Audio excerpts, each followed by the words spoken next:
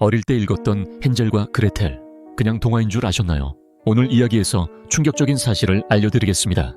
한때는 소박하게나마 평화를 누리던 오두막, 그러나 혹독한 겨울이 덮치고 흉년이 이어지자 아궁이에는 불씨가 사라졌고 찬바람은 벽 틈을 파고들었다. 아이들의 아버지 나무꾼은 이미 뼈마저 앙상해진 손으로 도끼를 휘두르며 하루벌이를 이어갔다.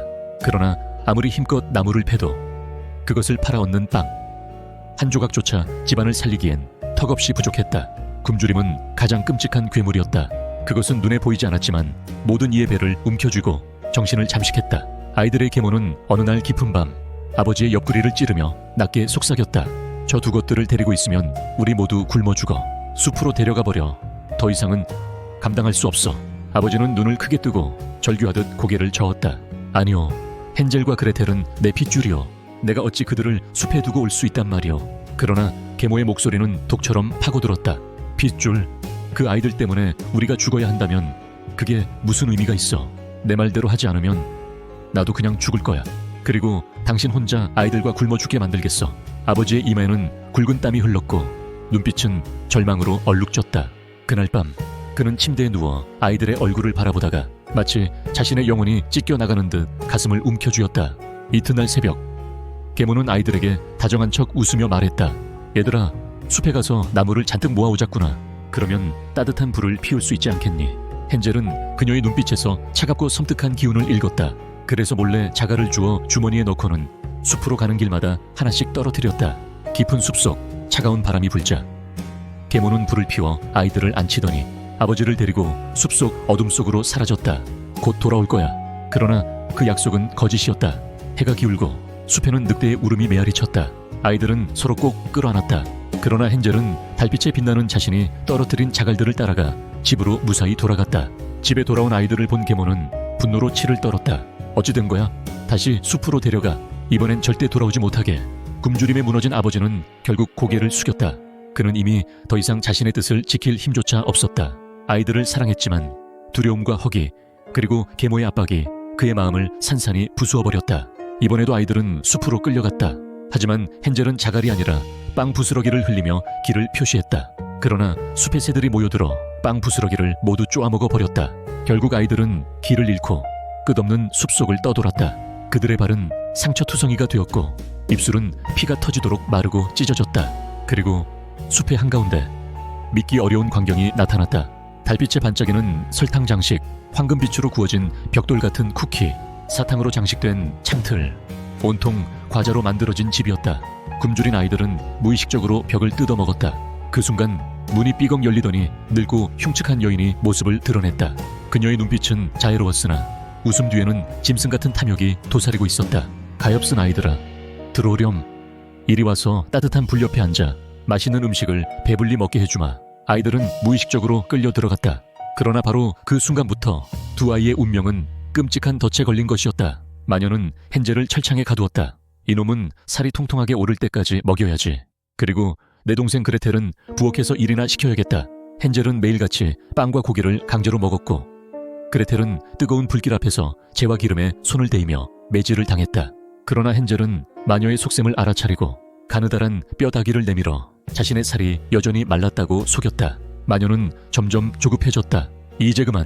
살이 찌든 말든 오늘 밤엔 저놈을 잡아먹겠다. 마녀는 거대한 오븐의 불길을 활활 피워 올렸다. 그레텔, 안을 봐라. 불길이 충분히 올랐는지 확인해라. 그레텔은 두려움에 떨며 고개를 저었다. 어찌하는지 저는 잘 모르겠어요. 마녀는 미간을 찌푸리며 소리쳤다. 멍청한 계집애, 이리 와. 내가 직접 보여주마. 그 순간 그레텔은 온몸의 용기를 끌어모았다. 그녀는 마녀의 등을 힘껏 밀어넣었다. 그리고 재빨리 거대한 오븐을 닫았다. 비명은 오븐 속에서 메아리 쳤다. 마녀의 살은 불길 속에서 타들어갔고 공기에는 타는 고기와 머리카락의 끔찍한 냄새가 퍼졌다. 아이들은 마녀의 집에서 금은 보화를 꺼내어 다시 숲길을 걸었다. 오랜 방황 끝에 집으로 돌아왔을 때 아버지는 이미 반쯤 미쳐 있었다. 그는 눈물에 젖은 얼굴로 아이들을 끌어안았다. 헨젤, 그레텔, 제발 용서해다오. 나는 아빠로서 너무나 약했구나. 그러나 계모는 아이들을 보자 발작하듯 비명을 질렀다. 저것들이 왜 살아 돌아온 거야? 이제 다 끝장이야. 그녀는 금은 보화를 빼앗으려 달려들었지만 발을 헛디뎌 벽난로에 쓰러졌다. 불길은 삽시간에 그녀를 집어삼켰다. 온 집안에는 또다시 피비린내와 불탄 살의 냄새가 번졌다. 아버지는 그 광경 앞에서 무릎을 꿇고 떨리는 손으로 얼굴을 감쌌다. 그는 끝내 울부짖었다. 신이시여, 이 집은 더 이상 피와 저주로 얼룩지게 하지 마소서. 헨젤과 그레텔은 살아남았다.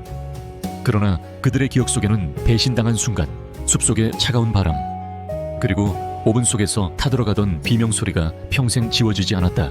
여기까지가 동화 속 이야기였습니다. 하지만 이 이야기의 창작에는 여러분이 상상도 못할 충격적인 사실이 숨겨져 있습니다.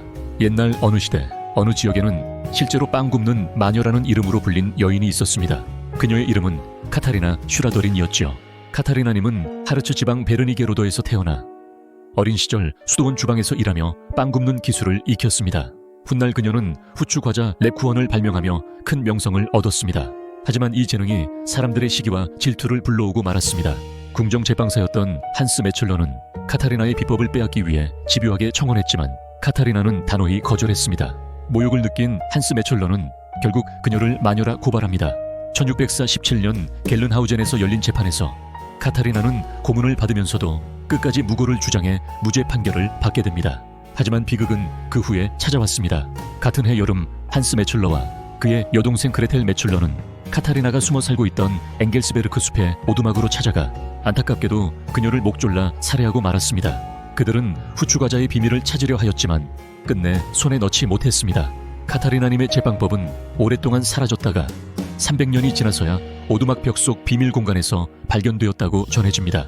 아이들이 마녀의 집을 불태운 잔혹한 동화는 사실 제빵사의 남매가 숲속에 살던 죄 없는 여인을 죽인 실화에서 비롯된 것이죠. 그림 형제는 이 사건의 기록과 마을의 소문을 엮어 동화 헨젤과 그레텔로 각색한 것입니다. 결국 동화 속에서 굶주린 아이들이 악한 마녀를 물리쳤다고 믿었다면 현실에서는 탐욕에 사로잡힌 어른 남매가 무고한 여인을 죽인 사건이 실제로 일어났던 것이죠. 어쩌면 마녀라는 존재는 처음부터 없었는지도 모릅니다. 우리가 어릴 적 읽었던 단순한 동화 뒤에는 인간의 탐욕과 욕망, 그리고 살아남기 위한 필사적인 몸부림이 만들어낸 잔혹한 진실이 숨겨져 있었던 것입니다. 아직도 헨젤과 그레텔이 동화 속 이야기로만 느껴지시나요? 구독과 좋아요는 썰수에게 큰 힘이 됩니다. 감사합니다.